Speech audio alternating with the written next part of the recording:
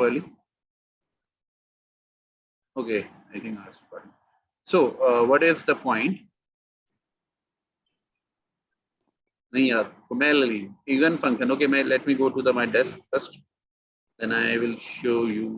Okay, मैं even function जो होता था वो ये होता था कि अगर कोई भी फंक्शन y एक्सिस के अबाउट सिमेट्रिकल है तो इवन होता था। ठीक है, this is what is even.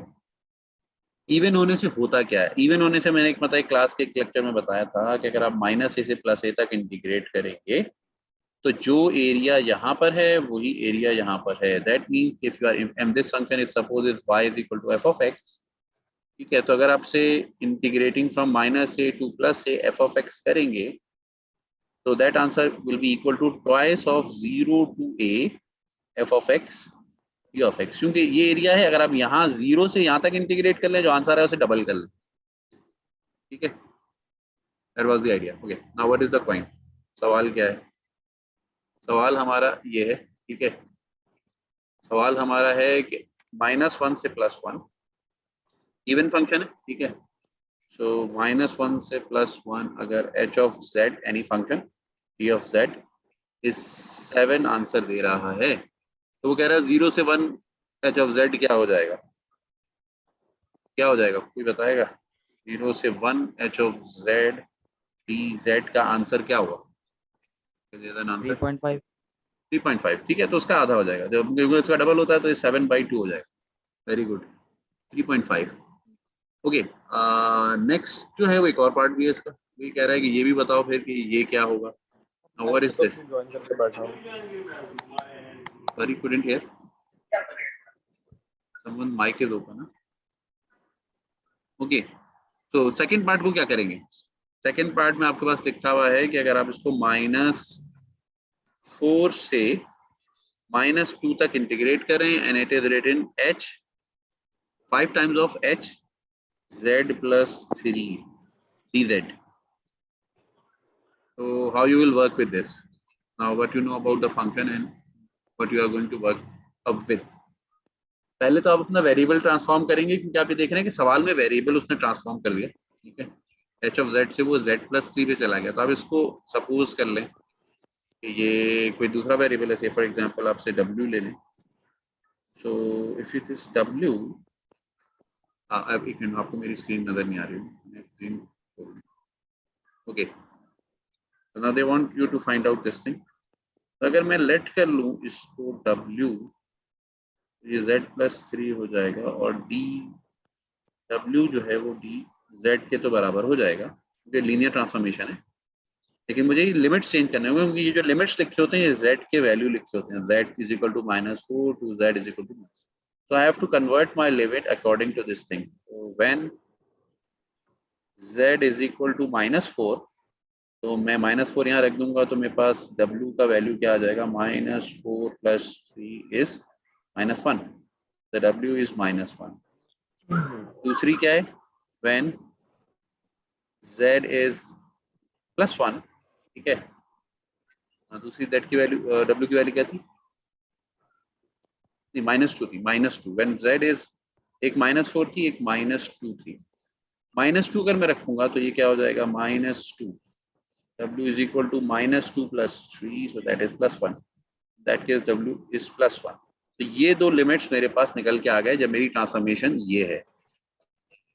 ठीक है, तो अब मैं इसको सवाल में अगर रखूंगा तो 5 तो अनचेंज रहेगा, -4 चेंज हो जाएगा किसके अंदर? -1 के अंदर, और -2 चेंज हो जाएगा 1 के अंदर।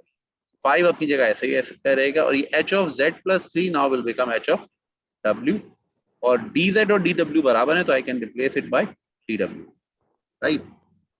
ये क्लियर है भाई सबको? Okay, and I am writing, obviously I am not looking toward the screen. I don't know whether I am getting some. Fatma Hassan, are you saying something? Okay, message पे क्या है मुझे समझ में नहीं आ रहा। ओके, अब ये जो चीज है ये आप देख रहे हैं, ये आपको गिवन था शुरू में, -1 से +1, ये चीज गिवन है 7। ठीक है, तो अब क्या करेंगे, इसको, इस वैल्यू को हम 5 तो बाहर आ जाएगा इस इंटीग्रेशन से, ठीक है, 5 जो है वो तो इस इंटीग्रेशन से बाहर आ जाएगा। तो ये असल में क्या है, 5 times of -1 to 1 h of w t w, ठीक है। और ये वैल्यू हमारे पास क्या गिवन है, ये 7 गिवन है, ठीक है। तो हम क्या करेंगे, इसकी जगह रख देंगे 7, तो आवर आंसर इज 35, ठीक है। Someone has answer already and that is Kumail, okay 35 is the answer. So simple calculation है, बस इसका मतलब ये कि आपको वेरिएबल की ट्रांसफॉर्मेशन थोड़े से आइडिया होने चाहिए, ठीक है भाई। Any problem with this question, जो मैं स्क्रीन पे ले आता हूँ, इस सवाल के साथ कोई इश्यू हो तो बता देंगे। क्लियर, आसान सी तीसरी ट्रांसफॉर्मेशन बताई हुई है कि अगर इंटीग्रल दिया हुआ उसके अंदर ट्रांसफॉर्मेशन हुई और इवन फंक्शन हो तो how you can handle that. Okay clear है, ओके। कोई चीज हाँ सर आसान भी होनी चाहिए ना, हाँ बिल्कुल। ओके नेक्स्ट, एक तो मैंने इसके अंदर सॉल्यूशन डाला है, देखिए कि नहीं, हाँ सॉल्यूशन मैंने लिख दिया था, ये हुआ इसके अंदर, ये आपको मैंने करके भी दिखा दिया। नेक्स्ट है ये, here is a question which is based on your previous activity also। सबसे पहले तो आपको इसने दिया क्या है,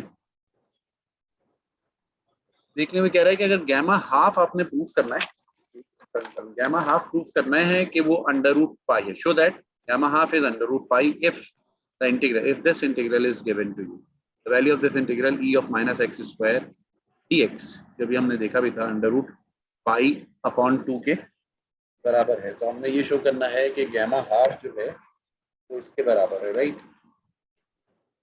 क्वेश्चन क्लियर है भाई सबको?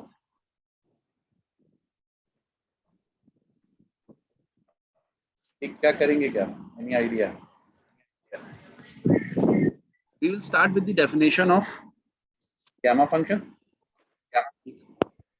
ठीक है। गैमा फंक्शन की डेफिनेशन जो है वो क्या है आपके पास, मैं आपको यहाँ लिख देता हूँ, मैं स्क्रीन पे ले आऊँ पहले, मैं पहले सवाल लिख लूँ ताकि हमें पास सवाल लिखा हो। Show that gamma half, show that है, एक मिनट भाई, show that gamma half is pi, ठीक है। और गिवन जो है मुझे वो है ये 0 से इन्फिनिटी, अभी इंटीग्रल हमने यूज भी किया था, e to the power -x square dx is equal to under root pi upon 2, ये गिवन है। ओके सो पहला हिस्सा हम करने चलते हैं। So you can see this is given to you. Show that, ये शो करना है, ये given है, ठीक। करना क्या है हमने, करना ये है कि हम पहले गैमा की डेफिनेशन, गैमा की डेफिनेशन क्या होती है, रिमेंबर गैमा ऑफ x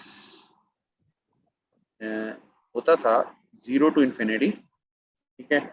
और यहाँ पे आप ले लेते थे t की पावर x -1, ठीक है, और e to the power -t dt, gamma function की डेफिनेशन थी। अब अगर हमें गैमा हाफ लेना है, ठीक है, क्या करेंगे, यहाँ पे हाफ ले लेंगे, गैमा हाफ, ये हो गया 0 to इन्फिनिटी t की पावर 1/2 -1 e की पावर -t dt। क्लियर जा रहा है भाई सबको? ओके अब ये क्या हो जाएगा, ये अगर हम देखेंगे ये हो जाएगा e की पावर -12 e की पावर -t dt। मुझे ये इंटीग्रल यूज करना है, ये ध्यान में रखना है, ऊपर गिवन है, ये मुझे यूज करना है। I am up to here, somehow I have to convert this e to this way, ठीक है। तो मैं इसको, और ये मुझे एज ए डिफरेंशियल के तौर पे लाना है अपने, तो मुझे अगर मैं इसके अंदर इसको u सपोज करूं, यानी u is equal to under root t ले लूं, यहाँ पे इस t को गायब करके मैं, ठीक है, क्या इसको मैं, ये क्लियर है ना भाई, ऐसा मैं लिख के जा रहा हूँ, पता चला क्लियर नहीं, यहाँ तक क्लियर है। ये मैंने डेफिनेशन यूज किया, डेफिनेशन ये कहता है कि यहाँ पर जो लिखा होता है यहाँ माइनस कर देते हैं, हाफ है, मैंने हाफ -1 कर दिया, हाफ -1 का था, -हाफ आ गया, ठीक है भाई। आगे क्या करें उसके अंदर, हमें ये यूज करना है ना, तो वी विल बी सपोजिंग, या तो इसको हम u सपोज कर लें अंडर रूट टी, ठीक है, तो सपोजिशन करते हैं ये चीज मैं डिफरेंशियल के तौर पे अगर ले आऊं यहाँ पर, ठीक है, तो उसमें होगा ये कि मेरे पास ये यहाँ पे ई की फंक्शन में integral 0 to infinity e something ये बन जाएगा, राइट। अगर मैं सपोज करूं let u is equal to under root t ले लेते हैं, क्योंकि मुझे डेरिवेटिव में चाहिए। इसका क्या मतलब होगा कि u स्क्वायर जो हो जाएगा, मुझे यहाँ पे x स्क्वायर चाहिए, एनीथिंग समथिंग स्क्वायर में मुझे चाहिए, तो इसका स्क्वायर जो है वो क्या दे देगा, एक तो t दे देगा मुझे, क्योंकि somehow related to x square and t. This is t, this is square. So I have a relation. Now if you have du by dt, तो वो होता है अंडर रूट टी का डेरिवेटिव 1/2 अंडर रूट टी, और ये अब मेरे पास वही t हाफ में आ रहा है जो मुझे यहाँ चाहिए, माइनस हाफ नजर आ रहा है, और ये 2 मुझे उधर चाहिए, तो मैं ये 2 du कर दूंगा, तो ये in fact dt upon under root t हो गया, और ये स्क्वायर वहां से क्रिएट हो रहा है, ठीक है। So I can now transform that integral, जो मेरे पास ये लिखा हुआ है, ये जो a है उसको मैं ट्रांसफॉर्म कर रहा हूँ। कुछ क्वेश्चन भी आ रहा है, वेट, ठीक है। तो अब मैं क्या करूंगा,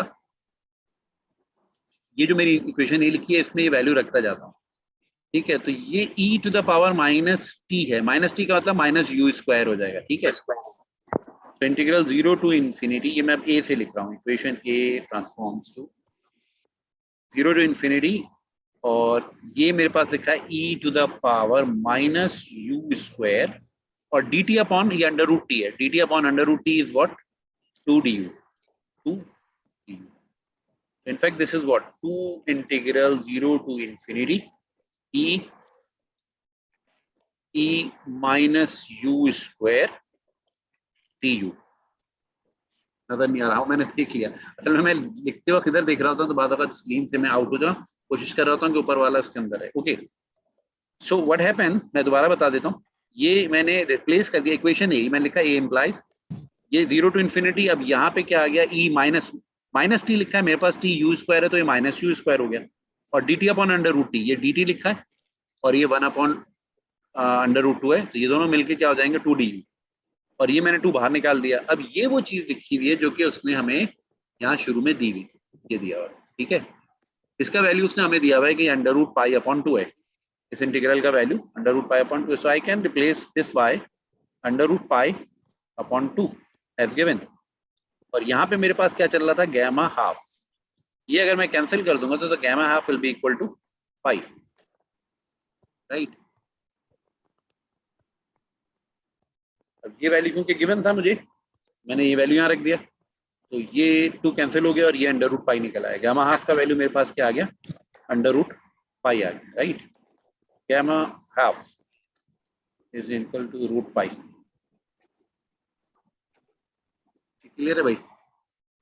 अच्छा, ये क्योंकि टाइम हो रहा है, मैं इसको बंद करूंगा तो ये फिर दोबारा कनेक्ट करूंगा, ठीक है।